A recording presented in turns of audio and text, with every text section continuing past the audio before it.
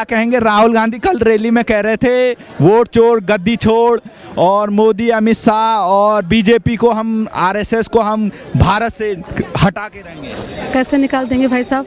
हम सनातनी, एक हमारे मोदी जो परिवार है इतना बड़ा, जो हमारे परिवार को लेके हमारा मोदी जी चल रहा है, जो हमारे सबकी रक्षा कर रहा है, सबके बिरादरियों को सबको एकता के नाम पे वो कर रहा है कि हमारा भाईचारा एक है, तो हम कैसे उनके कहने पे हम गद्दी छोड़ देंगे? और एक जो हमारा एक प्रदेश जो राष्ट्रीय अध्यक्ष आज बनने जा रहे हैं, तो आज ऐसे नहीं 45 साल का नेता को ऐसे बना दे रहे। बूथ अध्यक्ष को भी नेता बनाया था, अमित शाह जी को बूथ अध्यक्ष से उठाया था, वो एक गृह मंत्री और एक हमारे राजनाथ सिंह जी, और आज जो हमारे मोदी जी बैठे हैं, आज उनका परिवार जो इतना बड़ा है, सबको एक कार्यकर्ता, छोटे से छोटे कार्यकर्ता को उन्होंने अपने आप को उठाया है, जो आज हम खड़े उन्हीं की बदौलत यहाँ खड़े। कैसे हम गद्दी छोड़ देंगे? अच्छा, कांग्रेस की जो कल रैली हुई थी उसमें लग रहा है मोदी जी की कब्र खुदेगी ऐसे नारे लगा रहे हैं, तो क्या कहेंगे आप? कैसे कब्र खुदेगी? हम उनकी कब्र खोद देंगे भाई साहब। हम तो उनकी, हमारे में इतनी ताकत है, हमारे में इतनी एकता है, हमारी इतनी जनता है, हम उनकी कब्र खोद देंगे? हमारी कैसे खोदेंगे? हम मोदी जी के लिए हम जीते हैं, मोदी जी हमारे लिए जीता है, पूरे देश के लिए जीता है, तो मोदी जी की कब्र कैसे खुद जाएगी? तो जो ऐसी धमकियां दे रहे हैं प्रधानमंत्री मोदी जी को, उनके लिए आप क्या कहेंगे? तो उनके लिए हम कहते हैं उनकी धमकी उनके पास है, मेरी जनता मेरे साथ है, तो उनकी धमकी को हम नहीं डरते हैं, हम उनको डरा देंगे।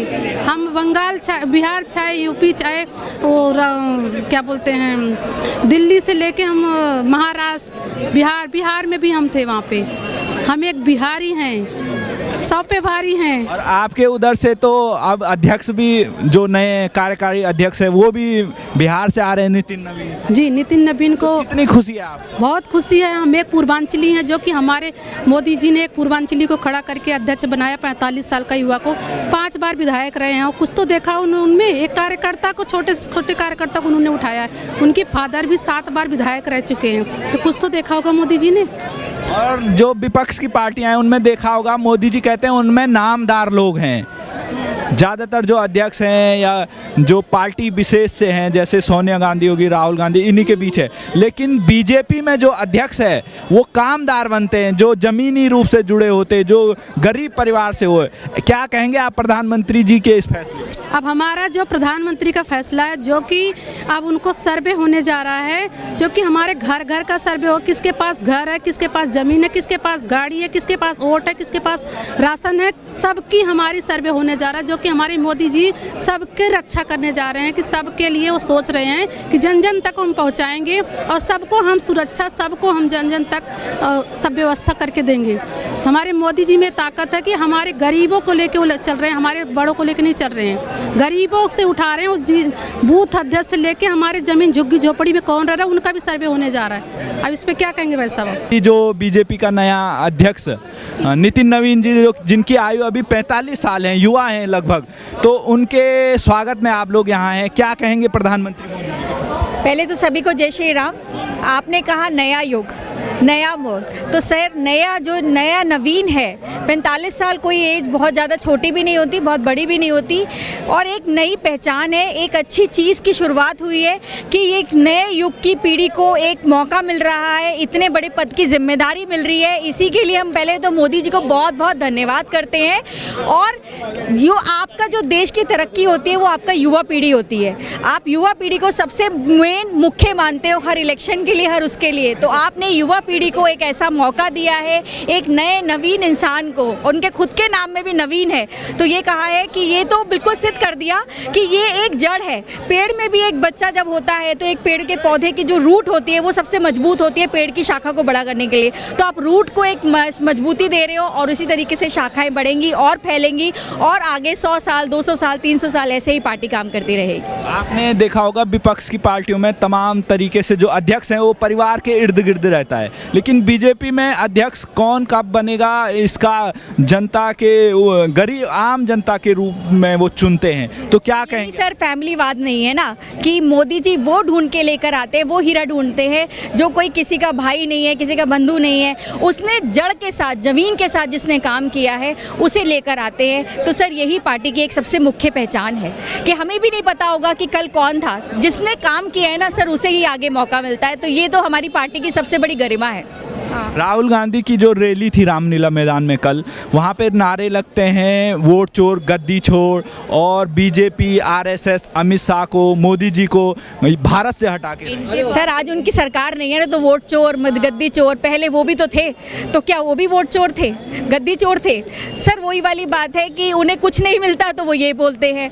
अगर करना है तो अच्छा करो ना, आगे बढ़ो, अपनी पहचान बनाओ, दूसरे को गिरा के आगे बढ़ने का क्या मतलब है? जीत जाते हैं तो ईवीएम की तो वो जर्मनी भी जाने वाले हैं। सर जो दुनिया भर चले जाए कोई बात नहीं, भारत घूम ले, पहले भारत को देख ले कि भारत में क्या ज़रूरत है। ज़रूरत तो वो देखे ना कि जड़ से जाना ज़रूरी है, जड़ के लोगों को। सर आज मोदी जी हर बच्चे के दिल में हैं, आप किसी भी जगह के कोने में भी जाके देखो ना, मोदी जी बीजेपी का एक प्रचलन है सर, उसको निकालना इतना आसान नहीं है। वो एक दिल की एक पहचान है जो एक सबसे बड़ी बन रही है, और ये हर बच्चे के भाव में है। आप कहीं भी दुनिया के किसी कोने में चले जाओ, और यहाँ ही नहीं दुनिया भर में भी घूम के आ जाओ, सर भारत का आज जो नाम है ना वो पहले कभी नहीं था। अब आप एक बात बताइए, बंगाल में भी चुनाव है, वहाँ पर एसआईआर भी हो रहा है, उसका विरोध भी ममता बनर्जी कर रही है बीजेपी वाले यहाँ भी नाम काटेंगे, हम किसी का नाम कटने नहीं देंगे।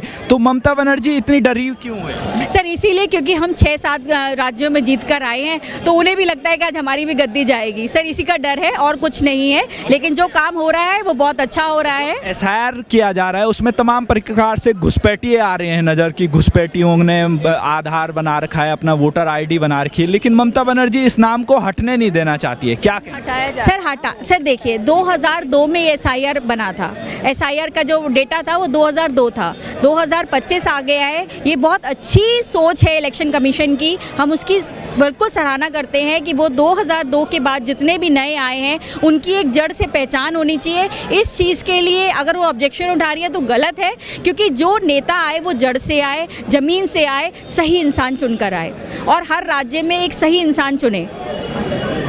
और वो आपने देखा होगा चुनाव आयोग को धमकी देती है, बीएलओ को, तमाम वहाँ पर उनकी हत्याएं हो रही है, और उस पर वो ममता बनर्जी कंट्रोल नहीं कर पा रही। तो आपको क्या लग रहा बंगाल का भविष्य क्या है? सर बंगाल का भविष्य आज बीजेपी है, क्योंकि सही इंसान उस तभी पता चलता है। कुछ भी आने के बाद अगर वो हड़बड़ा रहा है ना, तो समझ लो कि वो परेशान है कि वो नहीं जीतेगा। तो आज दिख रहा है कि बीजेपी ने अपना एक कदम बढ़ा लिया है बंगाल की तरफ। Thank you ma'am. आप क्या कहेंगे, आज आप यहाँ पर बीजेपी के नए कार्यकारिणी अध्यक्ष नितिन नवीन जी के स्वागत में पहुँचे हैं, क्या कहेंगे आप, कितनी खुशी है? और प्रधानमंत्री मोदी जी का जो ये फैसला है उस पर आप क्या कहेंगे? प्रधानमंत्री मोदी जी का ये फैसला बहुत ही सराहनीय है, क्योंकि मोदी जी परिवारवाद को पहले तो इन्होंने ख़त्म कर दिया, और हमारी जो नई जनरेशन है, नई जनरेशन की सोच मोदी जी से काफ़ी मिलती जुलती है। तो इसलिए लगता है कि जो भी ये कर रहे हैं, एक आंख बंद करके विश्वास जो है ना, बच्चा भी वो कर रहा है कि नहीं, मोदी जी जो भी कदम उठा रहे हैं वो बिल्कुल सही कर रहे हैं। तो हमारी नई जो पीढ़ी है, युवा पीढ़ी भी देखिए आज पार्टी से जुड़ के काम कर रही है। कहीं ना कहीं यही है कि शायद हमें भी कुछ मौका मिलेगा अच्छा करने के लिए। महिलाएँ भी काफ़ी आगे आ रही हैं, तो एक सम्मान भी इन्होंने काफ़ी दिया है महिलाओं को, और यही कारण है पश्चिम बंगाल में भी हम जीत के आएंगे, आप देखिएगा। तो राहुल गांधी क्यों कहते हैं, मतलब उनको क्या लगता है कि वोट चोरी कैसे कर रहे हैं प्रधानमंत्री मोदी? राहुल गांधी एक तो स्कूल जाके कभी इन्होंने स्कूलिंग की नहीं, घर बैठ के जो इंसान स्कूलिंग करेगा उसको क्या ही नॉलेज मिलेगा? आप बताइए, एक समुदाय में बैठ के जो नॉलेज मिलेगा वो घर में बैठ के तो मिल नहीं सकता ना। और दूसरी चीज़ कि बैठे बिठाए विरासत में किसी को कुछ मिलना बहुत आसान है, और वो हासिल करना भी बहुत आसान है, लेकिन जो संघर्ष करके आगे बढ़ता है उसके लिए बहुत मुश्किल है। तो इनको तो कुछ समझ है नहीं, कुछ भी बोल देते हैं, और इनकी बातों को लोग गंभीरता से लेते भी नहीं हैं बस। और इनकी सिस्टर जो प्रियंका वाड्रा है वो कहती है वंदे मातरम ये डिस्कशन नहीं होना चाहिए, ये कोई मुद्दे नहीं है, बहुत सारे मुद्दे हैं। जैसे कि मैंने राहुल जी के बारे में बोला, सेम वही चीज़ प्रियंका जी के लिए बोलना चाहती हूँ कि प्रियंका जी के लिए भी यही सीन है। स्कूलिंग उनका तो घर बैठे हुआ कुछ नॉलेज है नहीं। हमारे देश से देखा जाए तो आधे ही तो ये परदेशी हैं, दूसरे देश से मतलब बिलोंग करती हैं, इनके हस्बैंड हो गए या और भी जो भी है, तो अपने देश के लिए इनके पास ना सम्मान है ना प्यार है, तो क्या ही बोलेंगी। एक सत्ता में आ जाना ही देश के लिए सम्मान और प्यार नहीं होता ना, उसके लिए कड़ी मेहनत और संघर्ष करनी होती है। आज नए अध्यक्ष नितिन नवीन जी, समझ लो कार्यकारी अध्यक्ष, उनके स्वागत में आप आए हैं, क्या कहेंगे? देखिए बहुत ही सुंदर अवसर है, सभी कार्यकर्ता बहुत खुश है। पार्टी ऐसे चुन चुन के लोगों को ला रही है काम करने के लिए, जहां पार्टी विश्वास देख पा रही है कि ये कार्यकर्ता अगर आगे बढ़ता है तो संगठन को एक नए आयाम पर पहुंचा पाएगा। तो उस चीज़ को देख के पार्टी अलग अलग लोगों को अवसर दे रही है और बहुत अच्छा लग रहा है कि संगठन जो है हर एक को मौका दे रहा है। तो राहुल गांधी के बारे में क्या कहेंगे, जो वोट चोर गद्दी छोड़ के नारे लगाते हैं, बीजेपी को हटाने की बात कर रहे हैं, आरएसएस को भारत से हटाने की बात कर रहे हैं और मोदी जी को हटाने की बात कर रहे हैं? देखिए, ऐसी बातें करना उनका स्वाभाविक है। आपको पता है, दीपक हमेशा बुझने से पहले एक बार बहुत तेज जलने की कोशिश करता है। वही प्रयास राहुल जी सबका ध्यान अपनी ओर खींचने के लिए उन्हें भी मोदी शरण में जाना पड़ रहा है, तो वो मोदी शरण ले रहे हैं, सिर्फ उनकी मजबूरी है और इसके अलावा कुछ नहीं, इसमें सत्यता कुछ भी नहीं है। और देश भर में जब एसआईआर हो रहा था, बिहार में तमाम जगह अभी एसआईआर हो रहा है, बंगाल में भी हो रहा है, लेकिन विपक्ष की पार्टियां कह रही है ये मोदी जी वोट काट रहे हैं हमारे। उनको कैसे लग रहा है कि बीजेपी उन्हीं के वोट काट रही है? आपको लगता है मोदी जी को वोट काटने की जरूरत है? मेरे ख्याल से काटा छाटी उन पार्टियों का काम होता है जिनके पास अपने वोट बैंक की कमी होती है। यहाँ तो वोट बैंक दिन प्रतिदिन बढ़ता जा रहा है, निरंतर बढ़ता जा रहा है। मुझे नहीं लगता कि मोदी जी को किसी और के वोट काटने की जरूरत है। मोदी जी के पास अपना ही वोट बैंक इतना प्रबल है। आज आप कार्यकर्ता इतने देख रहे हैं तो वोट बैंक का अंदाजा तो आप इसी से लगा सकते हैं। तो राहुल गांधी के लिए आप क्या कहेंगे, उनका कोई भविष्य है? अगर राहुल गांधी जी का भविष्य होता तो आज मेरे ख्याल से मुझ जैसे कार्यकर्ता यहाँ ना हो के उनके पीछे होते। वहाँ कोई भविष्य नहीं है। जो अपना समय वहाँ लगा रहे हैं, मैं कहूँगी वो सिर्फ एक धूल में लट चलाए जा रहे हैं, कोशिश कर रहे हैं शायद कभी हम उठ पाएंगे, पर ऐसा कोई मौका मुझे नज़र नहीं आता। नए राष्ट्रीय कार्यकारिणी जो अध्यक्ष हैं उनके नितिन नवीन जी के स्वागत में तमाम लोग यहाँ पर पहुँचे हैं। क्या कहेंगे, आपका जो प्रधानमंत्री मोदी जी ने ये फैसला लिया है वो बहुत अच्छा फैसला है। युवाओं को देश की भागदौड़ देती है और एक राष्ट्रीय पार्टी का राष्ट्रीय अध्यक्ष बनाना ये साफ दर्शाता है कि माननीय प्रधानमंत्री की दूरदर्शिता कितनी है। जो 2047 में विकसित भारत का सपना लेकर चल रहे हैं वो पूरा तभी होगा जब युवाओं की भागीदारी ज़्यादा होगी, और आज करके दिखाया। नितिन नवीन जी पुराने कार्यकर्ता है, ग्रास रूट लेवल के हैं और बूथ अध्यक्ष से लेकर राष्ट्रीय अध्यक्ष का उनका सफ़र है और मुझे लगता है कि इससे पार्टी को खूब लाभ मिले।